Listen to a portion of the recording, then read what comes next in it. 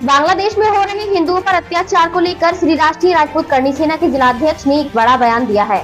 उन्होंने चेतावनी देते हुए क्या कुछ कहा, आइए आपको भी दिखाते हैं। शंकर सिंह भरौरिया, जिलाध्यक्ष श्री राष्ट्रीय राजपूत करणी सेना।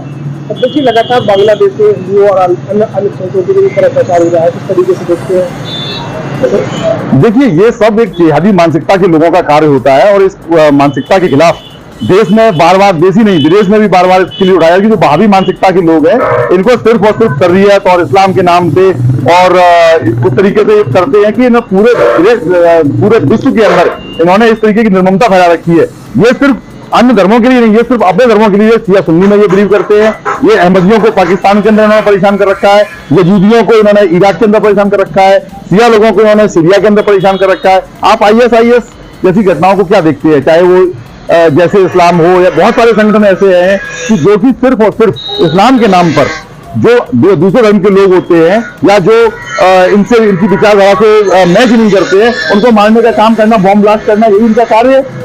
देखा गया कि भारतीय जनता पार्टी बांग्लादेश में हिंसा हो रही है, उस पर बढ़ चढ़ कर आगे बढ़ रही है, लेकिन वही मणिपुर में जब हिंदुओं का अत्याचार हुआ था, विपक्ष कह रहा है, तब भारतीय जनता पार्टी का है। देखिए, भारतीय जनता पार्टी का को मैं ये कहना चाहूंगा इस समय कि ये बहुत अच्छी तरीके से देश के अंदर शासन चला रही है, लेकिन क्योंकि अब हम तीसरी विश्व की बड़ी अर्थव्यवस्था बन चुके हैं, महाशक्ति बन चुके हैं, हमारे पास इतनी बड़ी सेना भी है, तो ये बांग्लादेश के ऊपर 3-4 राफेल क्यों नहीं भेज देते हैं?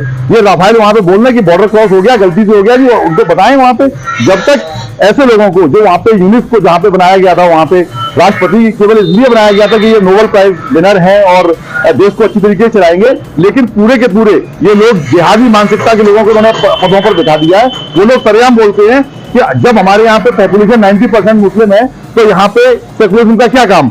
इस तरीके के लोग अगर वहां बैठे हुए हैं तो वहां पर कभी भी जो भी अल्पसंख्यक समुदाय है उसको कुछ नहीं किया सकता है। अगर हम बात करते हैं मणिपुर की, तो मणिपुर के अंदर भी आप देखिए केंद्रीय बलों को भेजा गया है। 55 कंपनियां बहुत पहले भेजी जा चुकी हैं और उसके बाद 208 कंपनियां वहां पे भेजी गई हैं। हम ये देख सकते हैं कि वहां पे जो भी कुकी जनजाति के लोग हैं, कुकी और नगा, ये बेसिकली पहाड़ों के ऊपर रहते हैं, और जो मैतेई समुदाय के लोग हैं जो कि बेसिकली हिंदू धर्म से बिलोंग करते हैं, ये लोग घाटी के अंदर रहते हैं। तो ये जो वहां पे क्लैश हुआ है, ये भी फॉरेन जो दल है, जो फॉरेन से लोग आते हैं, क्योंकि कुकी लोग जो है वो बांग्लादेश के अंदर भी रह रहे हैं, कुकी लोग म्यांमार के अंदर भी रह रहे हैं, तो ये लोग वहां से फंडेड होते हैं और इनको देखा जाए तो बहुत बड़ी जो विश्व की अर्थव्यवस्थाएं हैं वो इन लोगों को फंड कर रहे हैं। आप वहां पे देखिए कि वहां पे AK-47 जो अत्याधुनिक हथियार हैं, ये कुकी जो वहां पे टेररिस्ट ग्रुप बने हुए, टेररिस्ट आउटफिट हैं, उन लोगों के पास कहां से पहुंच रहे हैं, कहां से उन लोगों के पास इतना पैसा आ रहा है कि ये वहां पे हमारे जो अर्धसैनिक बल हैं या जो सैन्य बल हैं उनसे ये लगातार लड़ रहे हैं। तो मैं भारतीय जनता पार्टी से मेरी ये अपील रहेगी और मैं कहना चाहूंगा पूरा देश आपके साथ है। आप मजबूती से जो भी हमारे देश के खिलाफ, जो भी हमारे मानवाधिकारों के खिलाफ जो भी लोग खड़े होते हैं, इनसे ढंग से कुचल दीजिए। जिस तरीके से आपने उत्तर प्रदेश के अंदर माफियाओं को कुचला है बुलडोजर एक्शन के द्वारा, एक ऐसा ही बुलडोजर एक्शन, एक ऐसा ही ताकतवर अभियान जो विदेशी शक्तियां जो हमारे देश को तोड़ना चाहती हैं, या जो विदेशों के अंदर जो हमारे कभी हमारे देश का हिस्सा हुआ करते थे, ऐसे अल्पसंख्यकों के ऊपर अगर कोई हमला कर रहा है, उनसे इनको बचाना भारत की जिम्मेदारी है। और यह काम बखूबी भारत ने 1971 में किया था। करणी सेना का क्या स्टैंड है? करणी सेना का स्टैंड तो बिल्कुल साफ सुथरा सा है। अगर जहां पे भी किसी भी निर्बल लोगों के खिलाफ, जहां भी शोषित लोगों के खिलाफ अगर कहीं पे भी अत्याचार होता है तो करणी सेना अपना धर्म निभाने के लिए हमेशा आती है।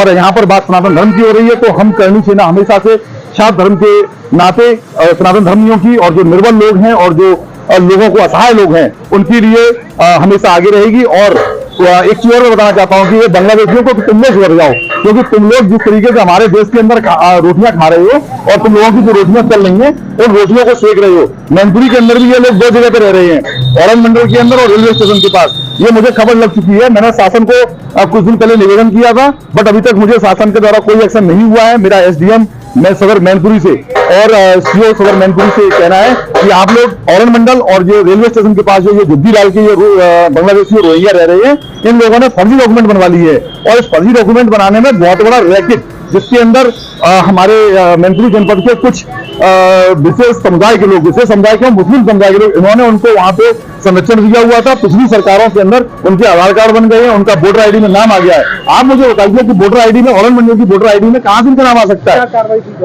इनके खिलाफ हम लोग कार्रवाई करें, खुद जाएंगे, खुद अगर नहीं होगा तो शासन कुछ करेगा, उठा पिटा के पीट के भगाएंगे।